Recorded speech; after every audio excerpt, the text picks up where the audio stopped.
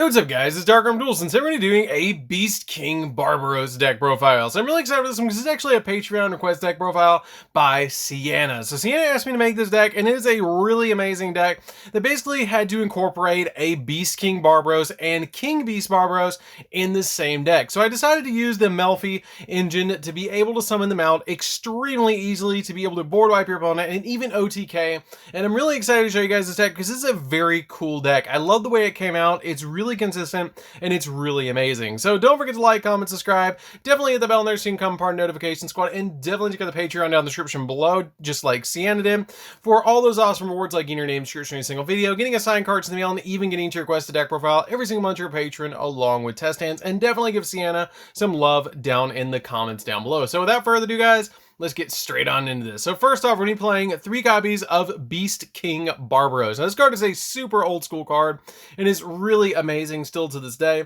It has the ability that you can normal summon this card to your side of the field, but if you do without tributing, it becomes 1900 attack. You can also summon this card by tributing 3 monsters, and if you tribute summon this card, then you destroy all cards your opponent controls, which is really actually good for this particular deck because it's really easy to throw 3 monsters on your side of the field.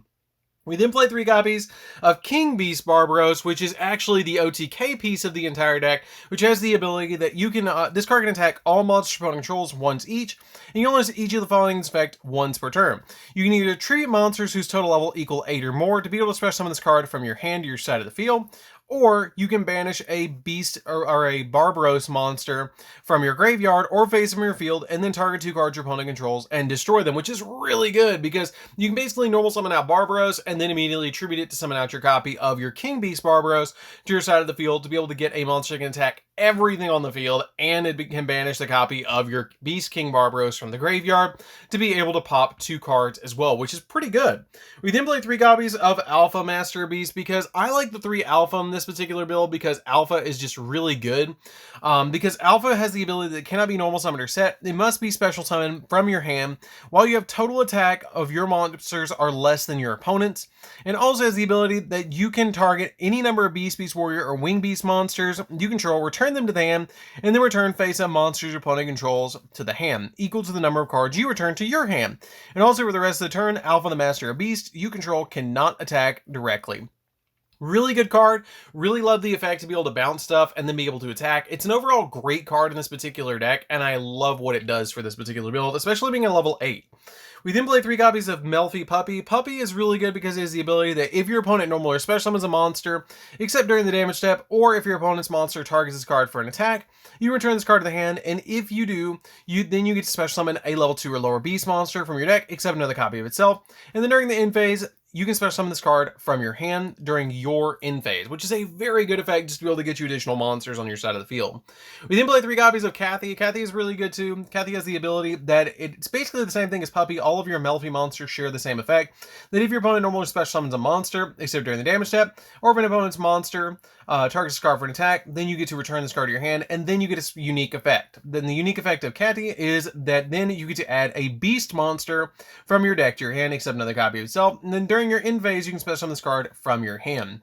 You only use each effect of this card once per turn. So this is an amazing effect just to be able to immediately use this card's effect to be able to add any beast monster from your deck to your hand. This card is absolutely insane. It's one of the best cards that you can actually get in your hand. I absolutely love it. It's actually my favorite of all the you know, Melffy monsters. We then play a single copy of Finny. Finny is really good too. Finny is just a 1-ups me because Finny's unique effect is if this card is returned to your hand, then you can special summon 1 beast monster from your hand, which is pretty good, but usually you're going to want to get out your copy of Catty most of the time anyways. We then play 2 copies of Mystical Beast of the Forest, the Bunny. This card's really good because it has the ability that if this card is special summoned by a card effect of a beast monster, you can target 1 card on the field and destroy it. This card is really good. I really like the effect of being able to pop a card on the field, and this card comes in really handy. We then play 2 copies of Velfon. Velfon is also very good. Mystical Beast of the Forest. You get to discard any card from your hand, target a level 2 or lower beast monster in your graveyard, and then special summon that card in attack position or face down defense position. You only effect this card once per turn, but it is a tuner monster, which comes in extremely handy in this deck because you can actually synchro summon into Naturi Beast, which is a very common occurrence in this deck, and you can actually summon into Herald the Arclight as well. We then play a single copy of Mind Mole, which is our level 3 monster to actually go into our copy of Naturia Beast. This card comes in really handy because basically it is just a level 3 monster to go into your copy of Naturia Beast. It also has kind of a neat effect that once per turn this card cannot be destroyed by battle. And if this card is sent to the graveyard as a single material for a beast type monster, you get to draw a card.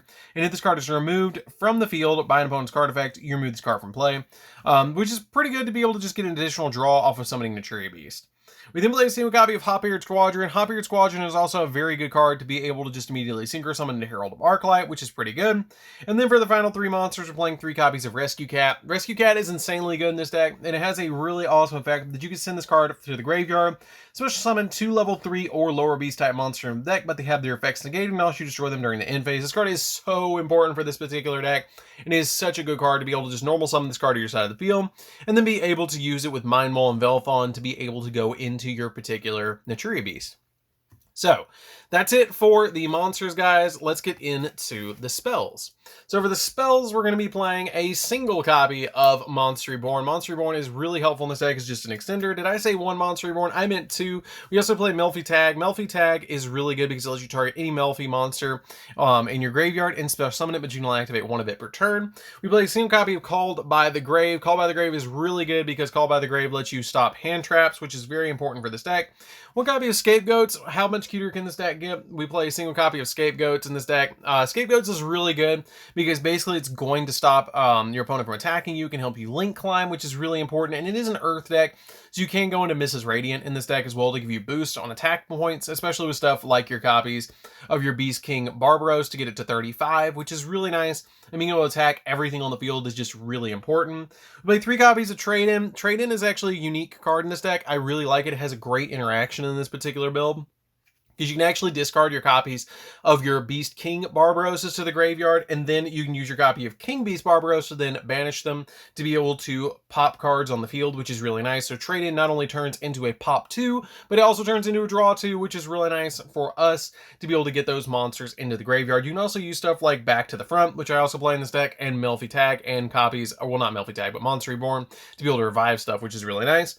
And then we play the single most important card in the entire deck, and that is 3 copies of Obedience School. Obedience School actually got even crazier in this deck, which I didn't think was possible because it has the ability to, if you control no monsters, you can special summon 3 level 2 or lower beast monsters with different names from your deck, but their effects are negated, and also they cannot be, or they are destroyed during the end phase. And for the rest of the turn, after this card resolves, you cannot special summon. You cannot special summon anything but beast, but it doesn't say anything about normal summoning. So guess what you can do?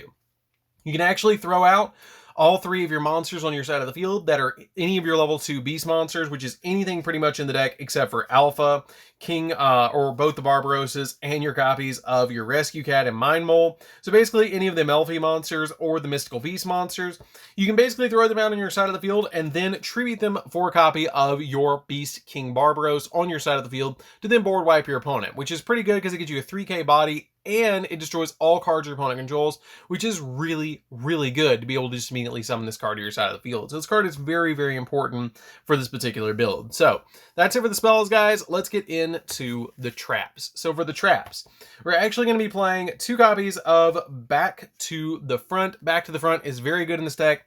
It lets you target 1 monster in the graveyard and then you special summon it in defense position, which is really good. And Sienna also asked me to include this card, which actually is a really good tech card in this deck, which is 3 copies of Horn of the Phantom Beast. So Horn of the Phantom Beast is a really good card in this deck because it actually combos really well with your copy of your King Beast Barbaros, which you actually might not know this, but what this card does is it lets you target any beast or beast warrior monster on your side of the field, and you can equip this card to that monster. When you equip it to that monster, it gains 800 attack, and whenever that equipped monster destroys an opponent's monster by battle and sends it to the grave, you get to draw a card. So guess what?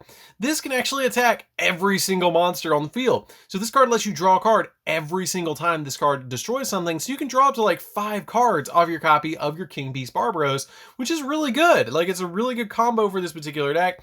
It's really fun to be able to pull that off, and I really love the way that how easy it is to actually pull that particular combo off in this particular deck. Like, it's really easy to actually just set this, and then basically all you have to do is draw into these 3 cards or an alpha plus the copy of these 2 on your side of the field, and you immediately have it. Like, it's really easy to be able to go into those different plays. It's really amazing to be able to just OTK your opponent with a 3800 body, and then you're constantly drawing stuff. Like, it's really cool too. So that's it for the main deck, guys. Let's get into the extra deck. So for the extra deck, we're going to be playing 2 copies of Forest. Forest is really good. This card basically sets up your plays. It lets you detach material from it to add any Melffy monster or any Melffy card from your deck to your hand. And then if another face-up Melffy monster you control returns to your hand, then you get to target one face-up monster your opponent controls, and it can attack, or its effects are negated as well. And when this card is face-up on your field, you can only use effect this card once per turn. So this card's really good to be able to just immediately stop your opponent, get a search, and be able to just stop your opponent from negating an effect. We then play a single copy of Joyous Melffy. Joyous Melffy is pretty good because it lets you detach your material from your card, and your Melffy monsters can declare an attack, direct attacks this turn. And then during your opponent's turn, quick effect, you can target a Beast XZ monster you control. Return that monster to the extra deck, and if you special summon level 2 or lower Beast type monsters from your graveyard up to the materials that monster had. So basically, get you a swarm, which is really, really good. We then play a single copy of Mommy. Mommy is pretty good as well because it has the ability based on the amount of materials you have. You can detach from material from this card to attach a Beast monster in your hand or facing your field to this card's material. And it also has the ability that if it has 3 materials on it, it cannot be destroyed by battle. If it has 4 materials, you take no battle damage from battles involving this card. Or if it has 5, when an attack is declared involving this card, in the attack position monster, you take damage, your opponent takes damage equal to the attack of the opponent's monster, which is pretty good. I really like that effect because it can really help you OTK your opponent. One copy of number 64. This card gets you a token that basically becomes the highest attack point monster on the field and matches the highest attack on the field, which is really good.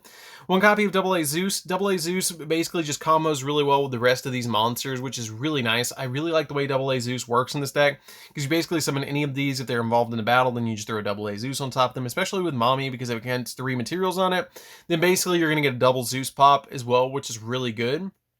I really like the way that it combos with it, and this card can't be destroyed by battle, so basically this is my little Zeus machine in this deck. We play a single copy of Natria Beast just to be able to basically stop our opponent from activating spells. This card comes in very handy in this deck. Herald of the Arclight. Herald of the Arclight is really, really, really good in this deck because it just gives you negation, which is really nice. It's easy to summon because you basically just use 2 level 2s to summon this card, and it's very good in this deck. One copy of Mech Knight Crusadia Avermax. This card is really easy to summon in this deck because you basically just scapegoats it out, which is really nice. You just summon out a copy of, say, IP and Mrs. Radiant, and then you immediately go into this, and it can't be destroyed by card effects. It can't basically be destroyed by a monster with special summon that by attack, which is really good, because when this card is link summoned to your field, your opponent got to target this card, and then the IP makes it not be able to be destroyed. So this card's really good. One copy of Access Code. You don't have to play the Access Code if you want to play a little bit more budget in this deck. You can change it out for like a Boral Sword if you want to. One copy of Unicorn because it spins stuff. Phoenix because it pops spells and traps. I play a single Pentastack because Pentastack can give me Piercing, which is really nice in this particular deck with the copy of Crusadia. Especially with using this with the Barbaros is really nice because you can use this with Barbaros and can attack everything in defense, and basically turns into like Ultimate Conductor Tyranno, which is really cool. One copy of Mrs. Radiant because you can use this with your copy of your Scapegoats, and then a single copy of our IP Masquerena because IP basically lets us go into the copy of the Scapegoats, which is really nice. Use this to go into Scapegoat, or use the Scapegoats to go into this, excuse me, and then you can use the Mrs. Radiant and these 2 to go into your copy of your Crusadia Avermax, which is really the big boss monster deck, which is why I say you don't have to play the Access Code. You don't have to play it at all. You can actually drop this if you want for a copy of Boral Sword, and it works just the same. So that's it for the deck, guys. I hope you did enjoy this one, Sienna. It was a lot of fun to build this deck. I had a blast building this one. It's really fun, especially building something that's not Tri-Brigade with this deck. Like, a lot of times when you see this deck, you just see Tri-Brigade mixed in with it, which is not something I want to do every single time I build this deck. I want to do something a little bit different, so I'm excited to actually be able to show you guys something that's a little bit different. And thank you for requesting this one, Sienna. This one was a lot of fun to be able to build because I wanted to do something with Barbaros, but I didn't quite know what. And then when you were like, hey, do something with Barbaros, I was like, okay, now I gotta figure out something. And I was like, oh, Melffy, let's do that, because obedience school. And then it actually turned out a lot better than I originally intended, which is really cool. Like, it actually was really consistent, and I really wanted it to be this good, and it is just as good as I intended it to be. So, anyways, guys, this is DarkArmedDuelist. Don't forget to like, comment, subscribe, hit the bell on there so you can come part of notifications. Go out and definitely check out the Patreon down in the description below for all those awesome awards, and definitely give Sienna some love down in the comments down below, and we'll see you guys in the next video. See you later, guys.